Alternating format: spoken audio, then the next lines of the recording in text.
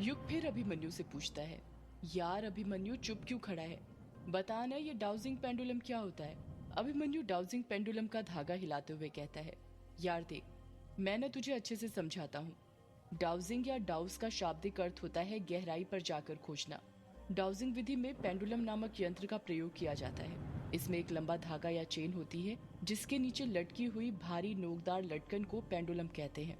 अभिमन्यु अपने आसपास देखते हुए कहता है, हमारे इस ब्रह्मांड में कई तरंगे मौजूद हैं जो एक दूसरे से जुड़ी हुई हैं, और वो हमारे मन में वो शक्ति होती है कि हम एक ही पल में इस ब्रह्मांड में कहीं भी मौजूद किसी भी तरंगों से संपर्क कर सकते हैं।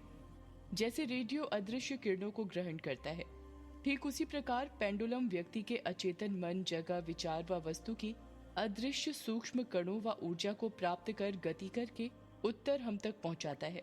पेंडुलम ब्रह्मांडीय ऊर्जा से हमें जोड़कर हमारी तर्क बुद्धि में विश्लेषणी एवं रैखिक शक्ति को जोड़कर हमारे प्रश्नों के सही उत्तर देता है। युग अपना सिर खुजाते हुए कहता है, यार मेरे तो अभी भी समझ में नहीं आ रहा कि तू क्या बोल रहा है, किस ब्रह्मांड की किन तरंगों की बात कर रहा है तू। सीधे सीधे नहीं बता सकता क्या इसका उपयोग क्यों और कैसे करते हैं। बता रहा हूँ यार, तू सब्र तो कर।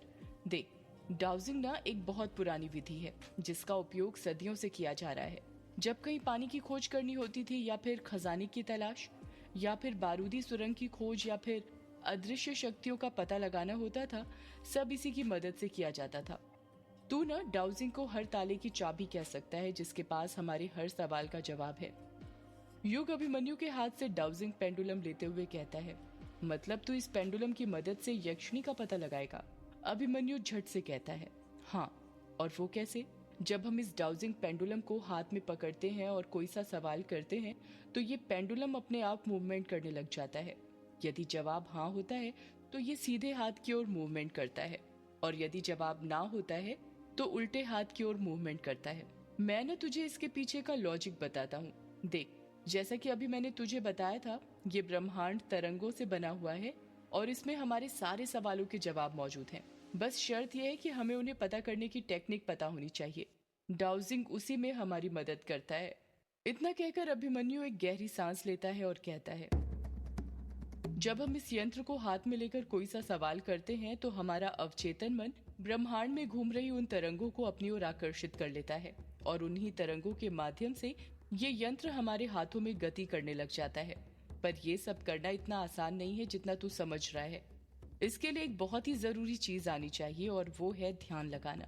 युग अपना मुंह फाड़ते हुए कहता है, क्या कहा, ध्यान लगाना। हाँ, सही सुना, ध्यान लगाना। क्योंकि जब हम यंत्र से सवाल करते हैं तो हमारा चेतन मन सवाल करता है, और जवाब पाने के लिए जरूरी है कि सवाल करने के बाद चेतन मन शांत हो जाए, और ऐसा करते ही हमारा अवचेतन मन सक्रिय होकर उन तरंगों को अपनी ओर आकर्षित करने लगेगा, और पेंडुलम मूवमेंट करके किसी भी छुपी हुई बात का जवाब देने में सफल हो जाएगा। ये सब तभी होगा जब हमें ध्यान लगाना आता हो और अपने मन पर पूरी तरह काबू हो। मैंने भी बड़ी मुश्किल से ये सब सीखा था जब पैरानॉर्मल एक्टिविटी संस्था में था। अभिमन्यु की सारी बातें सुनकर युग हंसते हुए कहता है, यार तू क्या पागल हो रहा है। तुझे क्या लगता है इस टेक्निक की मदद से हम यक्षिणी का पता लगा लेंगे कि वो कहाँ पर और किस कमरे में है। यार तू हंस रहा है। इस टेक्निक से हम सिर्फ यक्षिणी ही नहीं बल्कि और भी कई अदृश्य शक्तियों के बारे में पता लगा सकते हैं। तुझे पता है प्राचीन काल में भविष्य में होने वाली घटनाओं को जानने के लिए डाउजिंग का ही उपयोग किया जाता था। कई स्थानों पर उल्लेख मिलते हैं कि राजा युद्ध में जाने से पहले डाउजिंग किया करते थे। दक्षिणी पूर्व लीबिया की प्राचीन गुफाओं में तो कुछ चित्र भी मिले हैं जिनमें अनेक लोगों ने डाउजिंग करते हुए कुछ लोगों को घेर रखा है।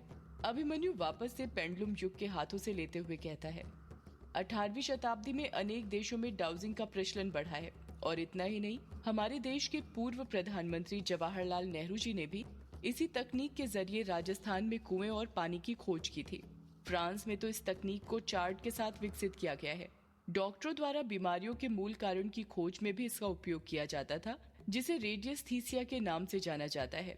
अभिमन्यु युग को डाउजिंग के बारे में बता ही रहा था कि तभी 3 घंटे बजने की आवाज सुनाई देती है। टन टन टन। ये संकेत था कि रात के 3 बज चुके हैं।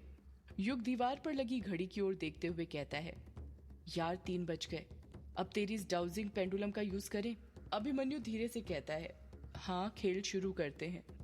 अभिमन्यु पेंडुलम में लगे काले धागे को पकड़ता है। पहले तो पेंडुलम आगे पीछे होने लगता है, पर कुछ ही देर बाद वो अपनी जगह पर रुक जाता है। अभिमन्यु फुसफुसाते हुए कहता है, यक्षिणी, क्या तुम यहीं हो? यदि हो तो मुझे संकेत दो, मुझे संकेत दो यक्षिणी। इतना कहकर अभिमन्यु चुप हो जाता है और पेंडुलम के मूवमेंट करने का इंतजार करने लग जाता है। जहां एक तरफ अभिमन्यु और युग यक्षिणी के बारे में पता लगा रहे थे, तो वहीं दूसरी तरफ अमोदिता कायर पर किया गया टोटका तोड़ने के लिए अकेले ही चौराहे पर जाने के लिए निकल पड़ी थी। टोटका उसने अकेले किया था, इसलिए उसे अकेले ही चौराहे पर जाना पड़ रहा था। अमोदिता डरते डरते अपने कदम चौराहे की ओर बढ़ा रही थी। रात का गहरा सन्नाटा सड़क पर छाया हुआ था।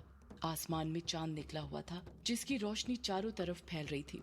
उसकी मदद से अमोदिता आगे बढ़ रही थी।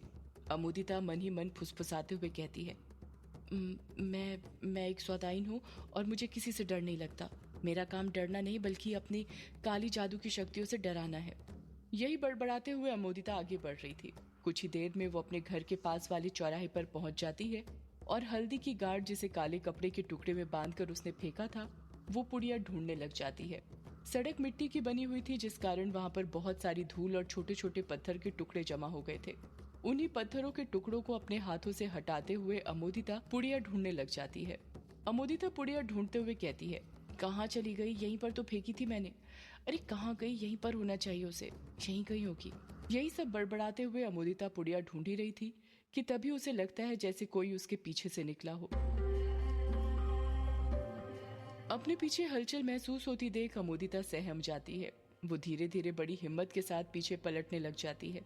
जब वो पीछे पलटती है तो देखती है कि उसके पीछे एक काला कुत्ता खड़ा हुआ था, जो कि बेहद डरावना लग रहा था। वो कुत्ता अमोदिता को घूरे जा रहा था। उसके बड़े बड़े नुकीले दांत थे। उस कुत्ते की आंखें लाल हो चुकी थी, जो कि एक टक नजर से अमोदिता को घूरे जा रही थी। उस काले कुत्ते के शरीर पर लंबे लंबे बाल थे, जिसे देखकर ऐसा लग रहा था कि कई दिनों से नहीं नहाया हो। अमोदिता कुत्ते को देखते हुए कहती है, अच्छा तो ये कुत्ता है। इस कुत्ते कमीने ने तो मुझे डरा ही दिया था।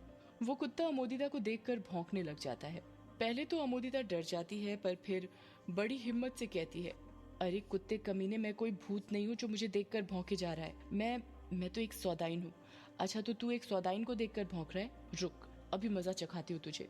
इतना कहकर अमोदिता जमीन पर पड़े छोटे छोटे पत्थरों के टुकड़े उठाने लग जाती है और उस कुत्ते की तरफ फेंक कर मारने लग जाती है। ये हैरान करने वाली बात थी कि वो कुत्ता डरता नहीं, बल्कि वहीं पर खड़ा रहता है और लगातार अमोदिता को देखकर भौंके जा रहा था। अमोदिता का कोई निशाना उस कुत्ते को नहीं लग पा रहा था। निशाना लगाने में वो एक अनाड़ी थी। अमोदिता सड़क पर से पत्थर उठाकर उस कुत्ते को मारे ही जा रही थी कि तभी उसके हाथ में कोई ऐसी चीज आती है जो बहुत सॉफ्ट थी। अमोदिता रुक जाती है और उस चीज को देखने लग जाती है।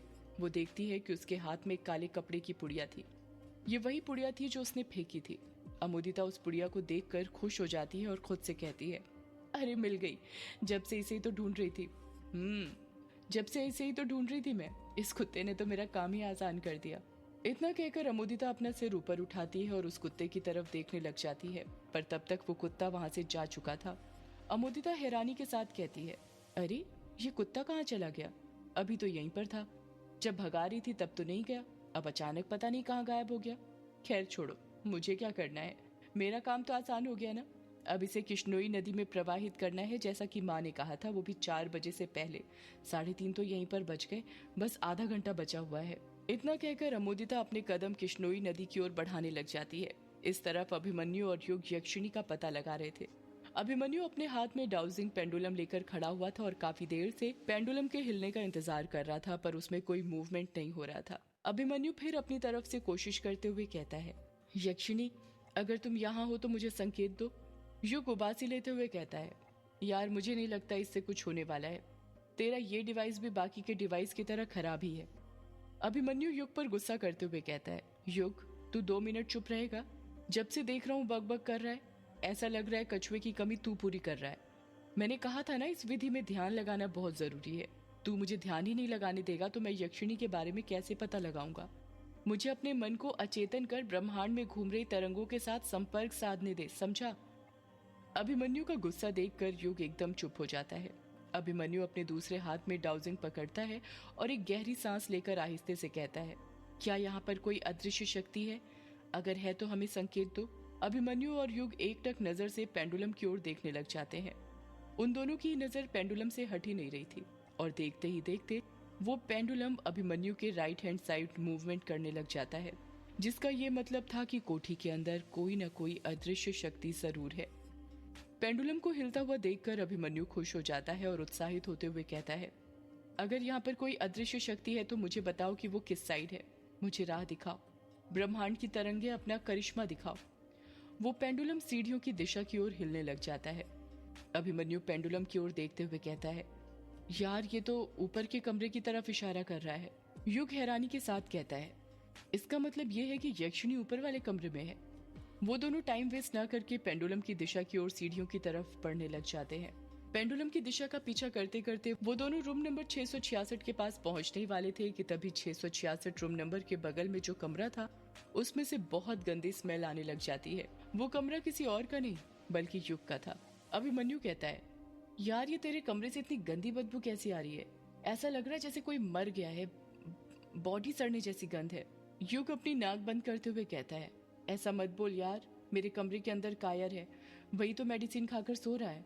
जैसे ही युग ये बात बोलता है उन दोनों की सिट्टी पिट्टी गुल हो जाती है। वो दोनों जल्दी से युग के कमरे के अंदर घुस जाते हैं। कमरे के अंदर जाते से ही वो बदबू और बढ़ जाती है और उनके नथुनों में घुसने लग जाती है। जब वो कमरे में जाते हैं तो देखते हैं कि कायर बिस्तर पर लेटा हुआ था। युग एक हाथ से अपनी नाक बंद करता है और दूसरे हाथ से कायर की नब्ज चेक करने लग जाता है। अभिमन्यु पूछता है, क्या हुआ, ठीक तो है ना ये? युग कुछ देर रुक कर कहता है, हाँ यार ठीक तो है, नब्ज तो चल रही है, फिर ये इतनी गंदी बदबू कहाँ से आ रही है? यार ये तो मेरी समझ में भी नहीं आ रहा, मुझसे तो सहा ही नहीं जा रहा। अभिमन्यु और युग अपने आसपास देखने लग जाते हैं और पता करने की कोशिश करने लग जाते हैं कि वो बदबू कहाँ से आ रही थी। बदबू धीरे धीरे बढ़ती जा रही थी। अभिमन्यु और युग आसपास देख ही रहे थे कि तभी युग की नजर टेबल पर रखी पॉलीथीन पर पड़ती है। उस पॉलीथीन पर करीब 20-30 मक्खियां भिनभिना रही थी। युग उस पॉलीथीन की ओर हाथ से इशारा करते हुए कहता है, यार वो देख, उस पॉलीथीन के ऊपर इतनी सारी मक्खियां भिनभिना रही हैं, इस पॉलीथीन में क्या है? अभिमन्यु बिना युग के किसी सवाल का जवाब दिए अपने कदम उस पॉलीथीन की ओर बढ़ाने लग जाता है। जैसे जैसे वो अपने कदम उस पॉलीथीन की ओर बढ़ाते जा रहा था, बदबू बढ़ती जा रही थी। जब अभिमन्यु उस पॉलीथीन के पास पहुंचता है और उसे उलटता है तो देखता है कि उसके अंदर मछलियां रखी हुई थी। ये वही मछली थी जो युग को यामिनी ने दी थी। वो मछलियां पूरी तरह सड़ चुकी थी और उसके अंदर से मरे हुए इंसान की बदबू आ रही थी। अभिमन्यु सड़ी हुई मछली को देखते हुए कहता है, यार ये बदबू तो इन मछलियों के अंदर से आ रही है। युग हैरानी के साथ कहता है, पर ये मछलियां इतनी जल्दी खराब कैसे हो सकती हैं? आज सुबह ही की तो ताजी मछलियां थी ये। पता नहीं यार, मेरी भी कुछ समझ में नहीं आ रहा। और मान ले कि मछलियां खराब भी हो गई तो चलता है, पर ऐसी बदबू किस मछली में से आती है यार? ऐसा लग रहा था जैसे कई लाशें हो अंदर जो सड़ रही हो। अभिमन्यु ने इतना ही कहा था कि तभी युग की नजर अभिमन्यु के हाथ के डाउजिंग यंत्र पर पड़ती है और वो देखता है कि पेंडुलम ने अपने आप मूवमेंट करना शुरू कर दिया था। युग घबराते हुए कहता है, यार वो देख, तेरा पेंडुलम फिर मूवमेंट कर रहा है। पेंडुलम कमरे के बाहर की ओर मूवमेंट कर रहा था। वो दोनों जल्दी से कमरे के बाहर निकल जाते हैं और पेंडुलम की दिशा की ओर जाने लग जाते हैं। वो दोनों रूम नंबर 666 के सामने आकर रुक जाते हैं। पेंडुलम रूम नंबर 666 के अंदर की ओर संकेत कर रहा था। युग और अभिमन्यु ये सब देखकर पसीना पसीना हो गए थे। अभिमन्यु गहरी सांस लेते हुए कहता है, इसका मतलब ये हुआ कि यक्षिणी आजाद नहीं हुई है, वो यहीं इसी कमरे के अंदर कैद है। युग कुछ सोचते हुए कहता है, पर यक्षिणी आजाद क्यों नहीं हुई? हमने तो गेट खोला था ना। सदियों से है पुरानी ये है यक्षिणी की कहानी।